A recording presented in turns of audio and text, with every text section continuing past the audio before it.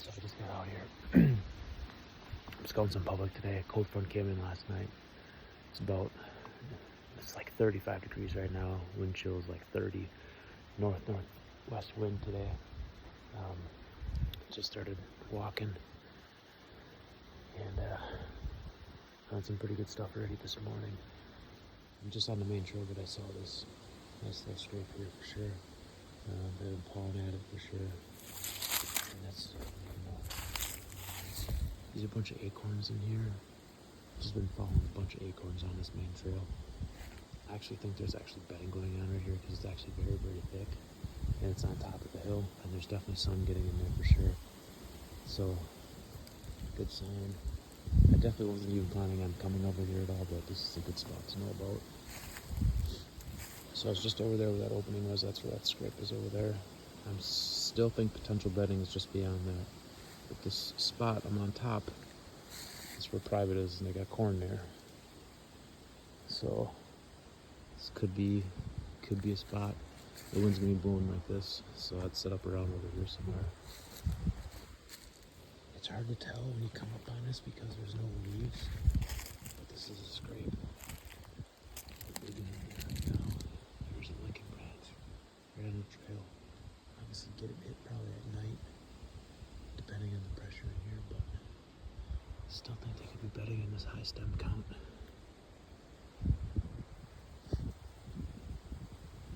There's acorns everywhere. So I definitely wanted to get to where I want to be. I want to go up this ditch here. And at the top of this ditch, there's some acorns up there. I just want to check to see if they're using that because the bedding is beyond that. But we got a first rub right there. Not very fresh, but it's a nice rub. So the plan is to stay down in here.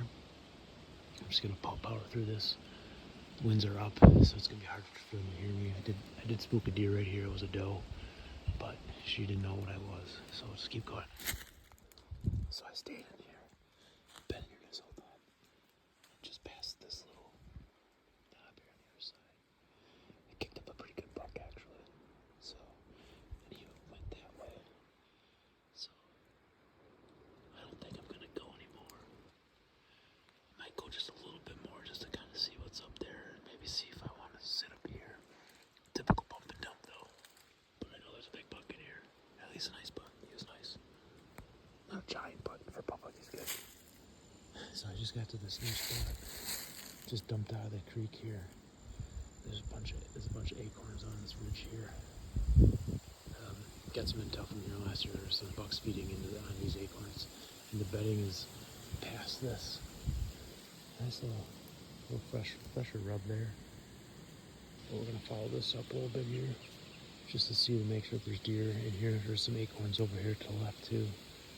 Got the wind in my face. We're gonna see what's up on this trail. Another rub.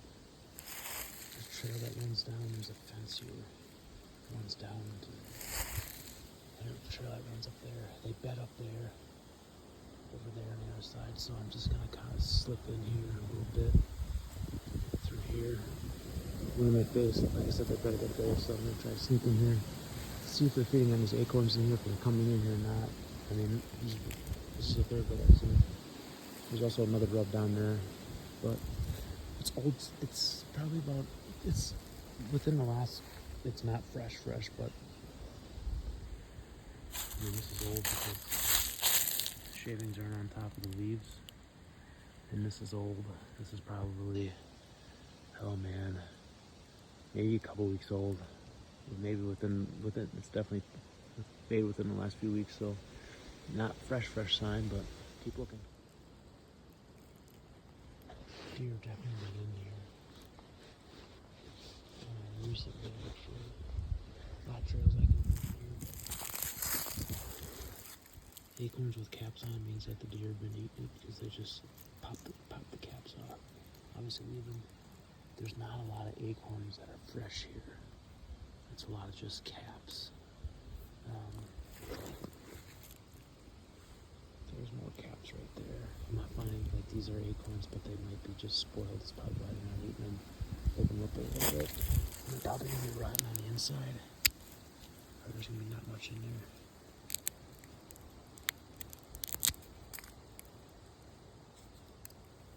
looks rotten on the inside right there, so they probably won't eat it.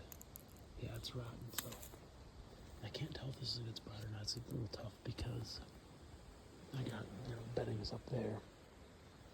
I got trails that come down here, and there's a main trail in here, but these acorns seem to be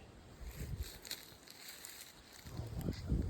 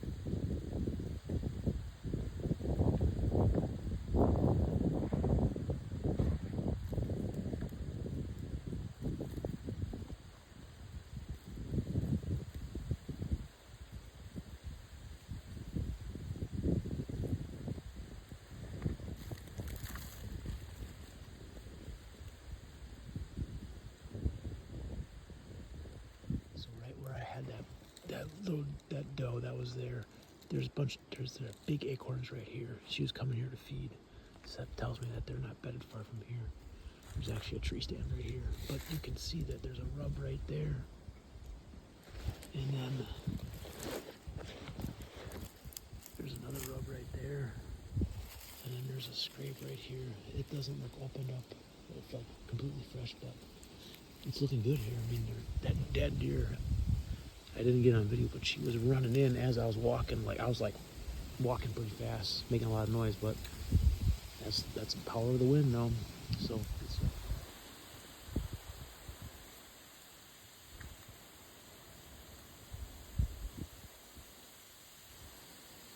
I don't know if you can see her tail.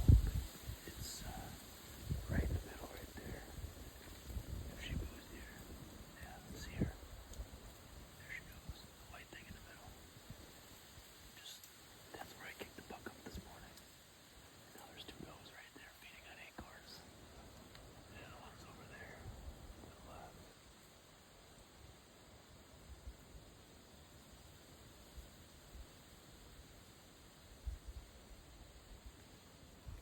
So I'm set up on the ground. That fall. Right over my shoulder. Right there. Came around that corner this morning. That's where it was when I saw that buck down in here. My wind is blowing this way, as you can see. There's just a big ridge there. So that buck was bedded right about there. And then when I came in here, I came in real slow. And there was two does feeding right there. I thought about trying to get up on here to try to put a stalk on them, but they worked up that ridge and went up that way. So then I came up here and sat next to Deadfall. You can see the ridge there. There's a ridge system up there that comes down here. And then it's flat right here. And my wind is pushing down here. That's where I was this morning when I saw. There's a bunch of oaks up there. These are all oak trees in here too. So big feeding area. I'm expecting majority of the bedding to be up there on that ridge. And as the night falls, because the thermals are going to pull, the wind is going to fall down. Eventually they'll come down here in the bottom and feed. At least that's what I'm hoping. So we'll see what happens tonight.